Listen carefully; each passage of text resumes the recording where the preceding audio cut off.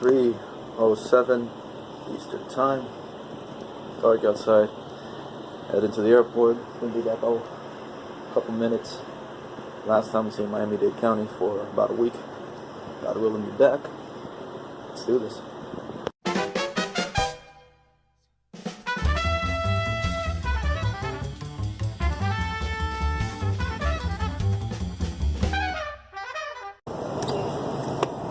Seats aren't that bad, to be honest. I mean, they're squishy, like this, but... And you were complaining. About what? About everything.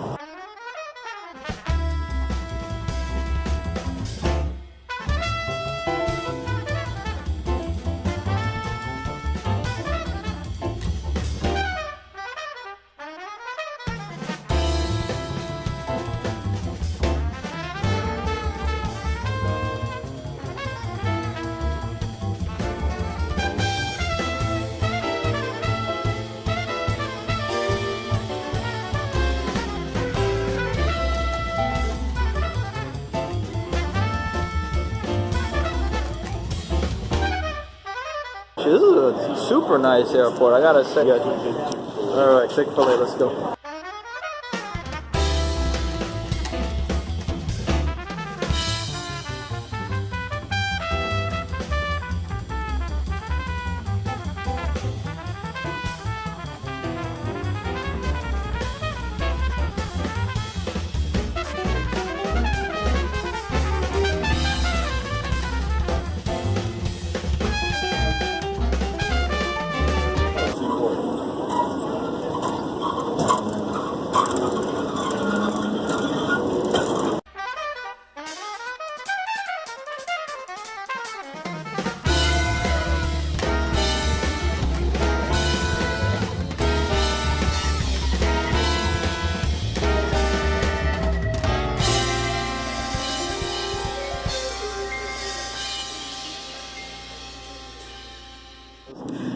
Yeah, you need to go to the bathroom? This is taxing on my bladder. It's never going to.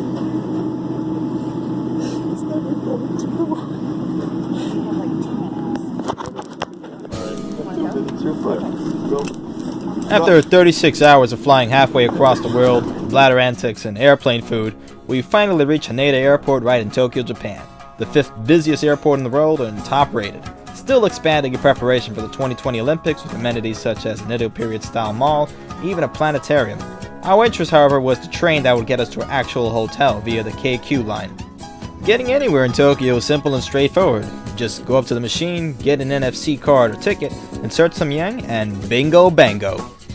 Next step is getting through the turnstiles, which, unlike New York's zoo-like cages, Tokyo's turnstiles will politely close on you if you don't tap your Passmo or Suica card or feed the ticket. The result? It's able to shuffle through more riders with less hiccups, less hassles, and it can even switch directions of entry depending on the amount of traffic and time of day.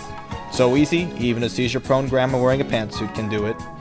The moment you get into Japan, you'll notice the country is filled with train worship. There are trains welcoming you, trains and tourism ads, and of course, trains you take that take you throughout the city like a magic carpet ride.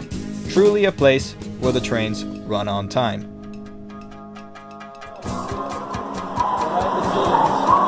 Trying to decipher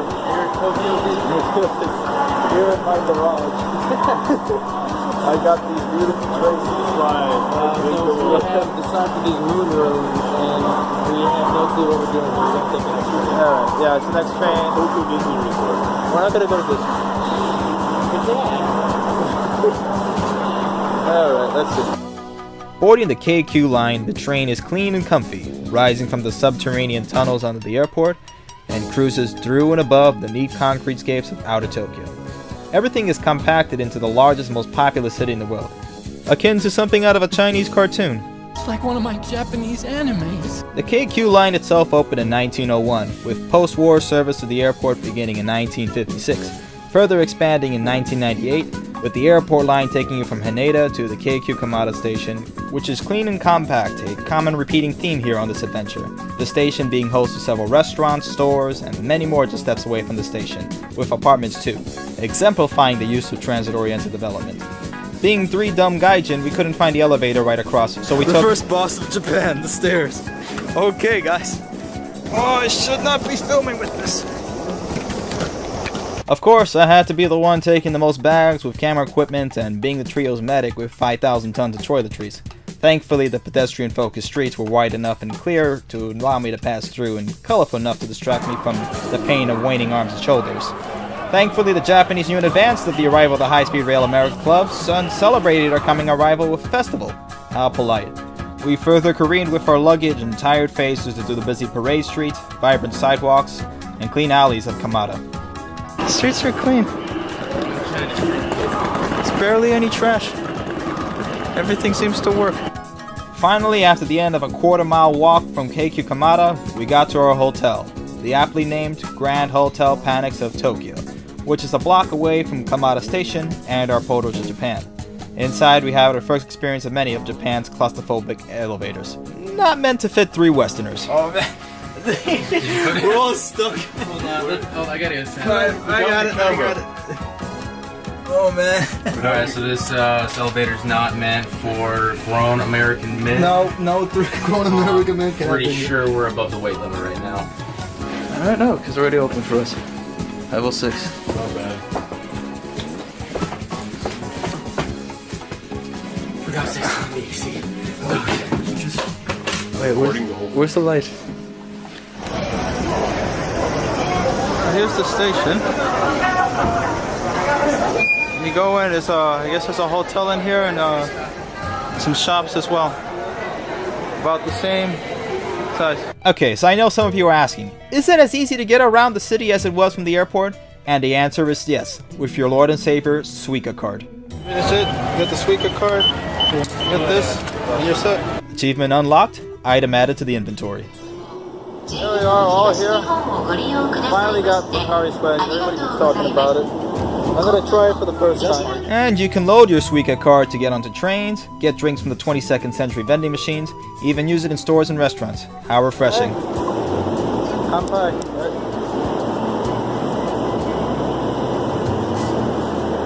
I got the low sugar one.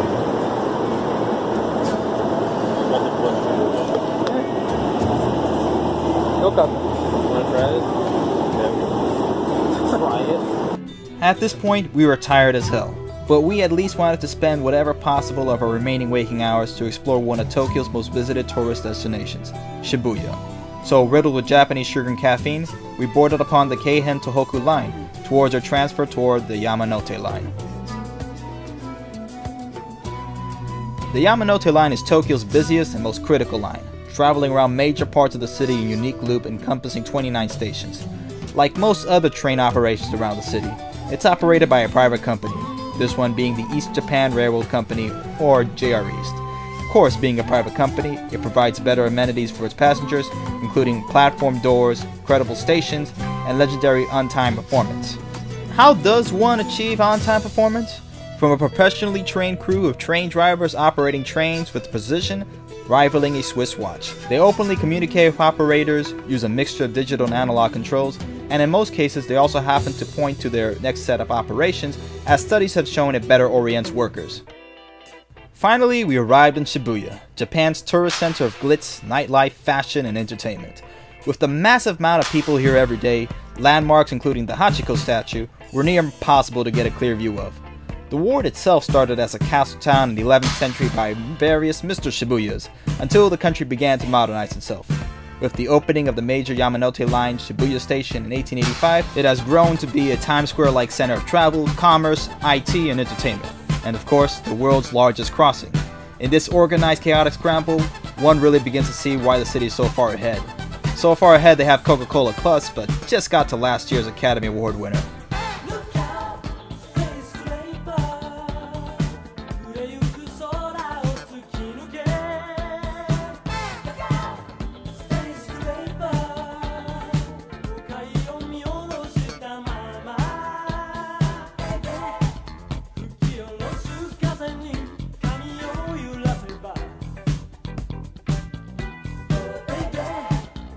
There was loads to do in Shibuya, but as the couple of weebs we were, we had to hit one of the dozens of arcades in the area, where we were in the awesome presence to witness the skills of Tokyo's resident taiko drumlord.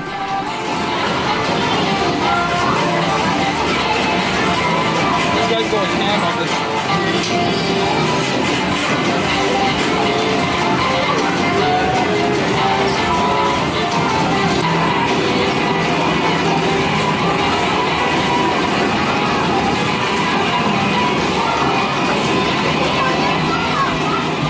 Shibuya, a land of drum gods, arcades, corporate headquarters, adorably loyal doggos, and a high-definition remasters of PlayStation portable games I used to play all the time. Of course, all those skills had to add up. But would it be enough for Alex and John to grab this road roller deal from the claw machine?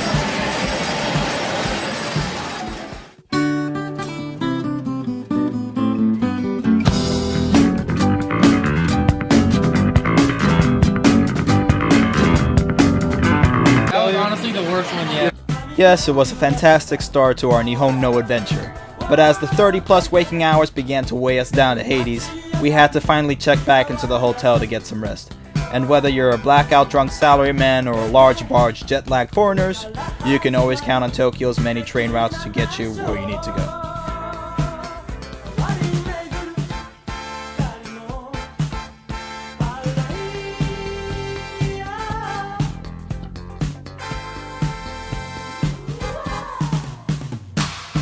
That ends this episode. Hope you all enjoyed it. Coming up, next episode will be Day 2, featuring Akihabara, Ueno Park, and Ginza. Of course, be sure to subscribe below and see more to offer the High Speed Rail America Club, and support us on Patreon. Until next time. Ja, mata.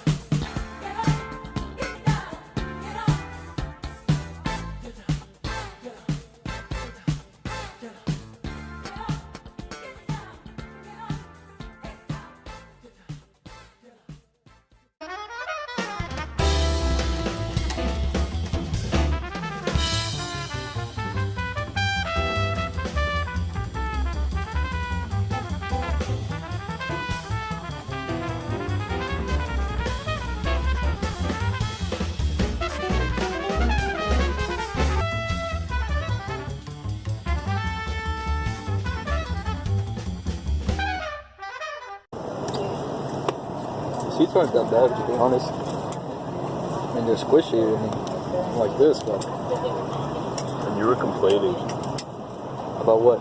about everything.